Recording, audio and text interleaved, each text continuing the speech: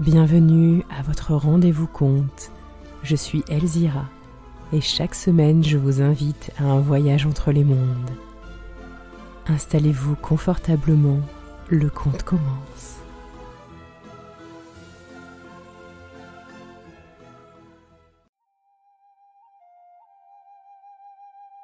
L'homme qui plantait des arbres, par Jean Giono.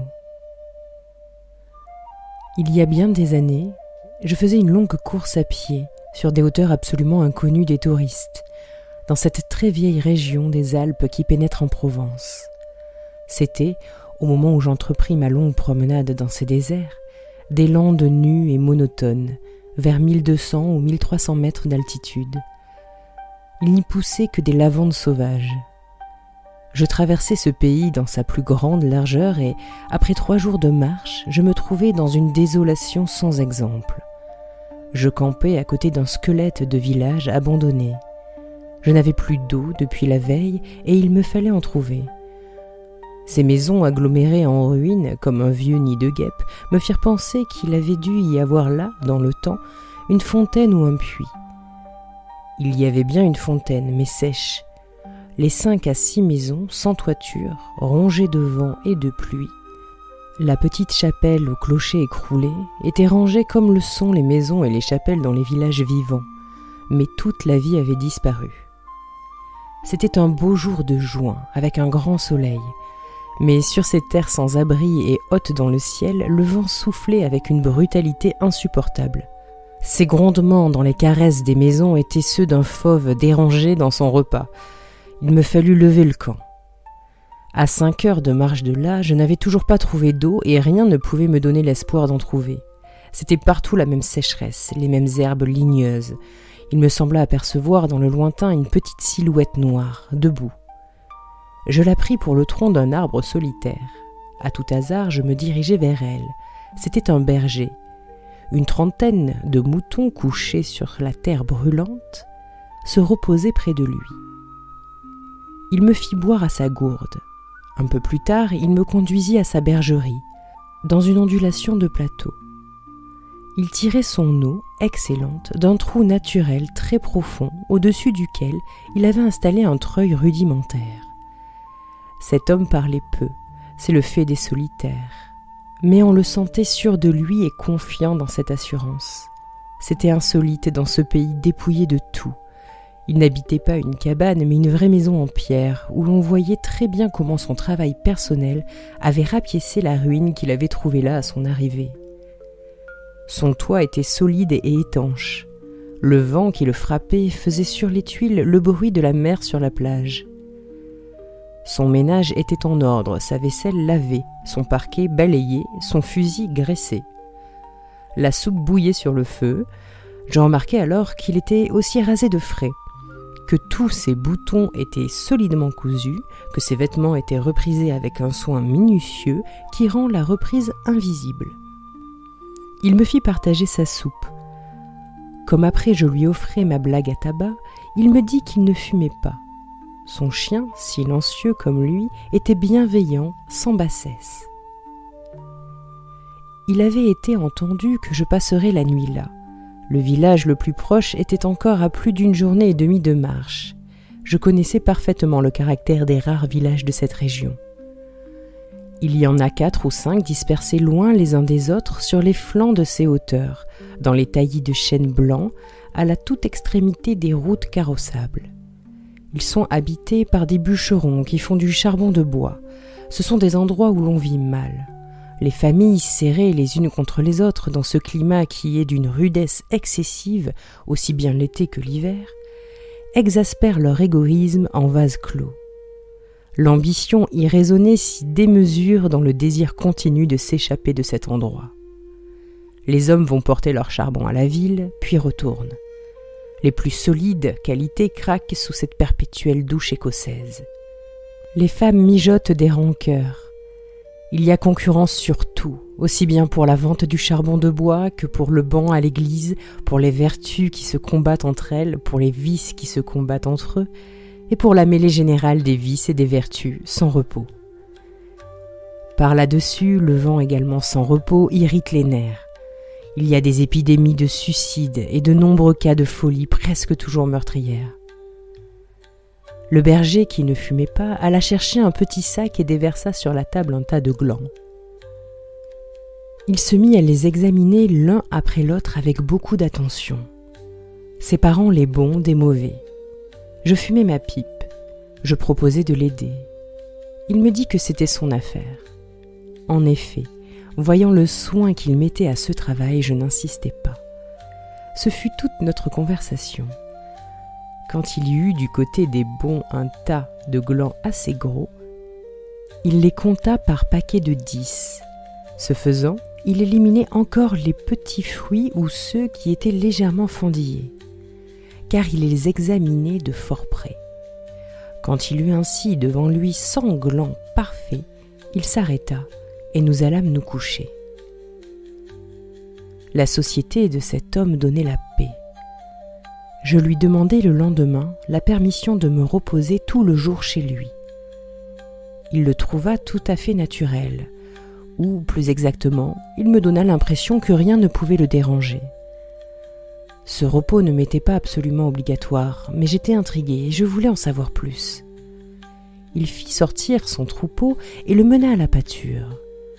Avant de partir, il trempa dans un seau d'eau le petit sac où il avait mis les glands soigneusement choisis et comptés. Je remarquai qu'en guise de bâton, il emportait une tringle de fer grosse comme un pouce et longue d'environ 1,50 m.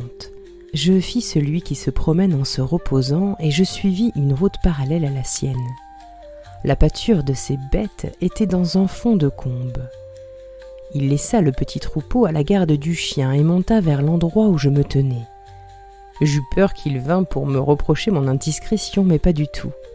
C'était sa route et il m'invita à l'accompagner, si je n'avais rien de mieux à faire. Il alla à 200 mètres de là, sur les hauteurs.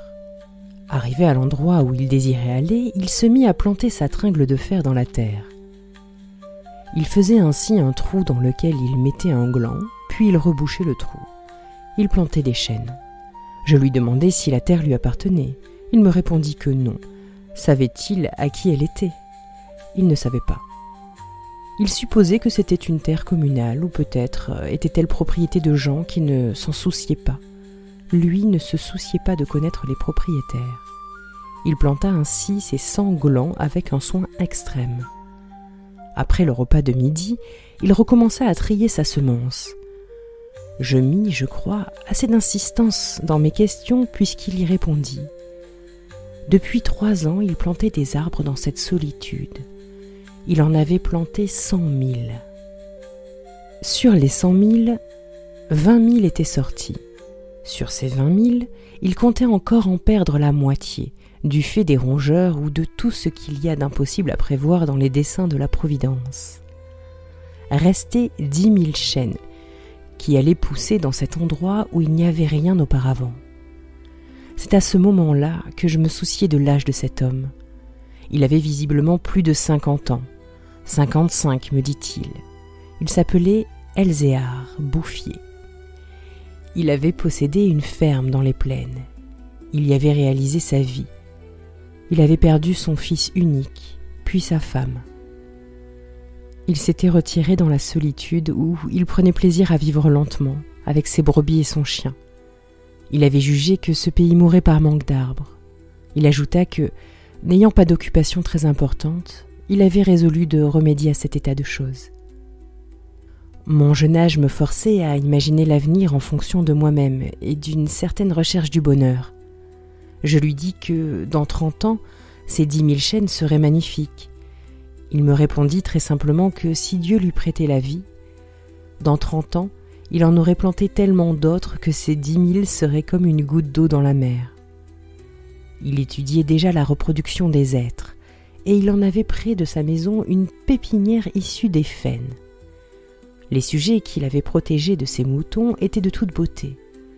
Il pensait également à des bouleaux pour les fonds où, me dit-il, une certaine humidité dormait à quelques mètres de la surface du sol. Nous nous séparâmes le lendemain. L'année d'après, il y eut la guerre de 14 dans laquelle je fus engagé pendant 5 ans. Un soldat d'infanterie ne pouvait guère y réfléchir à des arbres. Sorti de la guerre, je me trouvais à la tête d'une prime de démobilisation minuscule, mais avec le grand désir de respirer un peu d'air pur. C'est sans idée préconçue, sauf celle-là, que je repris le chemin de ces contrées désertes. Le pays n'avait pas changé, toutefois, au-delà du village mort, j'aperçus dans le lointain une sorte de brouillard gris qui recouvrait les hauteurs comme un tapis. Depuis la veille, je m'étais remis à penser à ce berger planteur d'arbres. 10 000 chênes, me disais-je, occupent vraiment un très large espace. J'avais vu mourir trop de monde pendant 5 ans pour ne pas imaginer facilement la mort d'Elzéar Bouffier, d'autant que, lorsqu'on en a 20, on considère les hommes de 50 comme des vieillards, à qui il ne reste plus qu'à mourir. Il n'était pas mort. Il avait changé de métier, il ne possédait plus que 4 brebis, mais par contre une centaine de ruches. Il s'était débarrassé des moutons qui mettaient en péril ses plantations d'arbres. Il ne s'était pas du tout soucié de la guerre. Il avait imperturbablement continué à planter. Les chênes de 1910 avaient alors 10 ans et étaient plus hauts que moi et que lui. Le spectacle était impressionnant. J'étais littéralement privé de parole, et comme lui ne parlait pas, nous passâmes tout le jour en silence à nous promener dans sa forêt. Elle avait, en 3 tronçons, 11 kilomètres de long et 3 kilomètres dans sa plus grande largeur. Quand on se souvenait que tout était sorti des mains et de l'âme de cet homme, sans moyens techniques, on comprenait que les hommes pourraient être aussi efficaces que Dieu dans d'autres domaines que la destruction. C'était votre rendez-vous conte, la première partie de Jean Giono, L'homme qui plantait des arbres, avec Elzira. N'hésitez pas à vous abonner et à liker la vidéo.